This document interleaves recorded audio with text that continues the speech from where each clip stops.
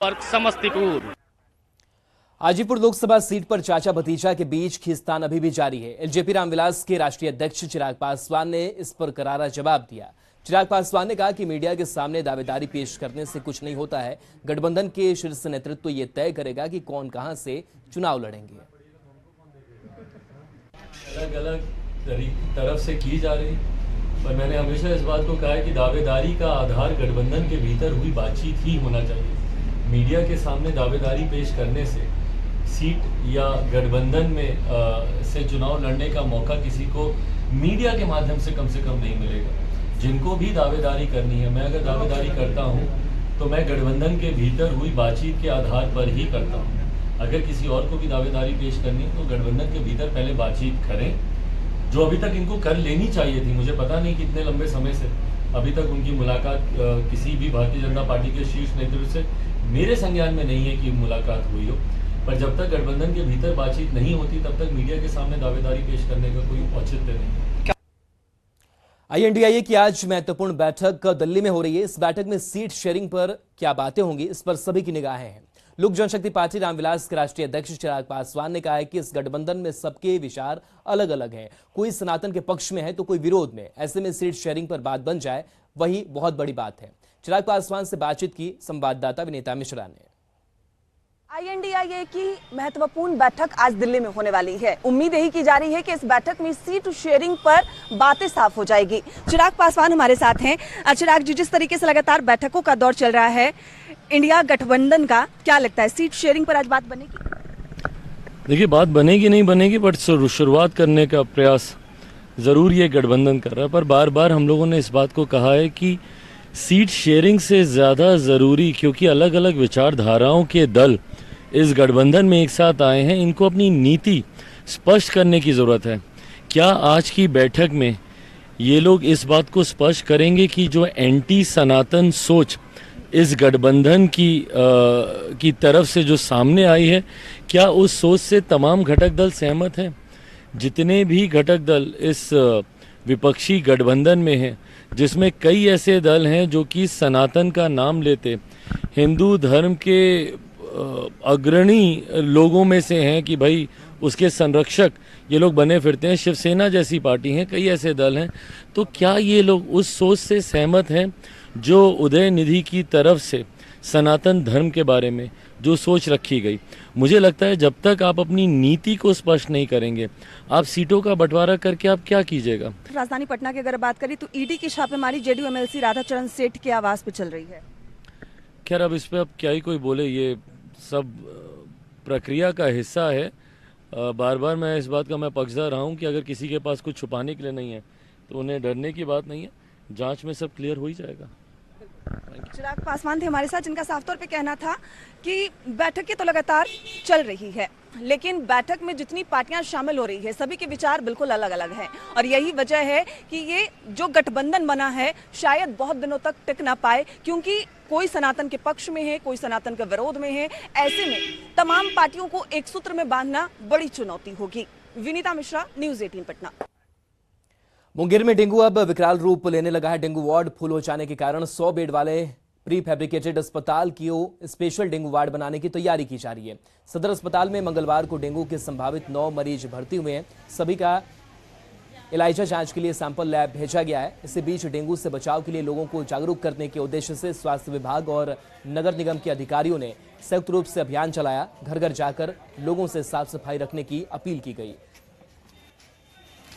मोहल्ले में जो वहाँ पर देखते हैं भी हम लोग का गुलजार पोखर डेंगू के लिए बहुत बड़ा करने के लिए आज हम लोग अवेयरनेस के लिए निकले हुए हैं। लास्ट ईयर गुलजार पोखर जो है सबसे बड़ा मेरा हब था डेंगू का, ये हॉट स्पॉट था। तो इसलिए आज अवेयरनेस के लिए हम फिर इस मोहल्ले में आज निकल करके सब लोगों को जागृत कर रहे हैं कि भैया पानी को आप होल्ड मत कीजिए, पानी को, गमला को, कूलर को, कंटेनर में या बाथरूम में बाल्टी जो है उस सब का पानी को हर 2 दिन में पलट दिया कीजिए, और जिससे आप डेंगू से मुक्त रहिएगा। गोपालगंज के सदर अस्पताल में रेड क्रॉस सोसाइटी की तरफ से संचालित ब्लड बैंक में ब्लड नहीं है। ब्लड बैंक में ब्लड नहीं होने से थैलेसीमिया और डेंगू के मरीज परेशान हैं। वहीं दूसरी तरफ सदर अस्पताल में कई मरीजों की ऑपरेशन ब्लड के अभाव में टाले जा रहे हैं। गोपालगंज के एकमात्र ब्लड बैंक में ब्लड का स्टॉक नहीं होना स्वास्थ्य विभाग के लिए चिंता का विषय बना हुआ है।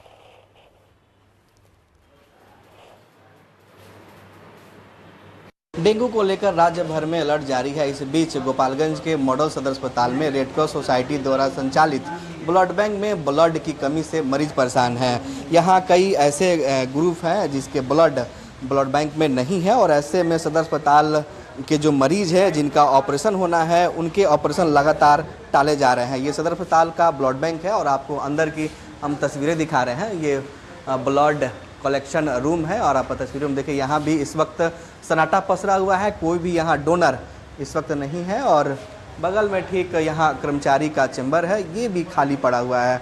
और आपको ब्लड बैंक जो है सदर अस्पताल में उसके रोस्टर दिखा रहे हैं आपको। यहाँ पर जो ब्लड है देखिए आप तस्वीरों में AB प्लस जो है ब्लड मात्र 2 यूनिट है और AB निगेटिव 0 है, यानी AB निगेटिव ब्लड नहीं है और ABO प्लस ब्लड 2 यूनिट है, O निगेटिव ब्लड यहाँ नहीं है। इस साइड में भी आपको दिखा रहे हैं कि B प्लस मात्र 2 यूनिट है और B निगेटिव 4 यूनिट है। तो ऐसे में मात्र यहाँ पर 7 से 8 यूनिट ही ब्लड बैंक में ब्लड है और जो कई ऐसे ग्रुप है उसके ब्लड यहाँ नहीं है और जो मरीज है वो लगातार परेशान है। क्या हुआ है, डॉक्टर ने क्या कहा? अरे बच्चा है, उसके पेट में 2 डिलीवरी है तो ब्लड की ज़रूरत है। फिर यहाँ ब्लड अब फिर कहाँ, अभी तो कह रहे हैं जो आपको नहीं है। आप दे नहीं सकते ब्लड, डोनर कोई नहीं। हाँ, क्या नाम है? बीगन सिंह। आप किस लिए आए यहाँ पर? साथ में ब्लड की ही जरूरत जी, है, नहीं मिल पा रही है। क्या कहा जा रहा है? कह रहे हैं सर, व्यवस्था कह रहे हैं। रेड क्रॉस की जो सोसाइटी है उसकी सोसाइटी के मेंबर भी इस वक्त ध्यान नहीं दे रहे हैं। यही वजह है कि रेड क्रॉस सोसाइटी के अंतर्गत संचालित ब्लड बैंक में इस वक्त ब्लड की कमी है और मरीज लगातार परेशान हैं। गोविंद कुमार, न्यूज़ 18 गोपालगंज। रोहतास के शिवसागर प्रखंड के बरुआ गांव का पानी इतना दूषित हो गया कि यहां का पानी पीने से लोग बीमार हो जा रहे हैं। बताया जा रहा है कि पानी में फ्लोराइड की इतनी अधिक मात्रा है कि लंबे समय तक यहाँ के पानी पीने से लोगों की हड्डियां कमजोर होती जा रही हैं। कई लोग तो ऐसे हैं जो कल तक ठीक ठाक थे, लेकिन साल दर साल गांव में पानी के कारण विकलांगता बढ़ती चली गई। अब स्थिति ऐसी है कि गांव में ज्यादातर लोगों की हड्डियां टेढ़ी हो गई है। यहाँ का पानी शुद्ध करने के लिए कई बार कोशिश की गई, लेकिन कुछ कारगर नहीं हो पाया। जैसा लिया संवाददाता अजित कुमार ने। रोहतास जिला का जो सुदूरवर्ती इलाका है वहाँ अभी भी पेयजल की दिक्कत है, पेयजल संकट है। खासकर जो पहाड़ी के आसपास का इलाका है, कैमूर पहाड़ी के, वहाँ के पानी में काफ़ी समस्या है और ऐसा कहा जाता है कि यहाँ की पानी दूषित है और पानी में कई तरह के रसायन पाए जा रहे हैं, जिस कारण यहाँ के लोग जो हैं समय से पहले बूढ़े हो जाते हैं या फिर दिव्यांग हो जाते हैं। मैं यहाँ पर हूँ, रामदास प्रसाद जी हैं, आप देख सकते हैं इनका एक दुकान है और ये जो है पहले फुटबॉलर हुआ करते थे। आप समझ सकते हैं कि पहले फुटबॉलर थे और अब जो है चलना भी इनके लिए दूभर हो गया है। तो आप फुटबॉलर थे? जी हाँ, जी फुटबॉल खेलते थे। हाँ जी, हमको दिक्कत ऐसा हो गया है कि मैं एकदम बिल्कुल परेशान हो गया। क्यों ऐसा हुआ? पानी के चलते डॉक्टर बोल रहा था हाँ, कि पानी का हुआ है, खराबी है। अच्छा अच्छा, तो क्या दिक्कत होता है यहाँ पानी से?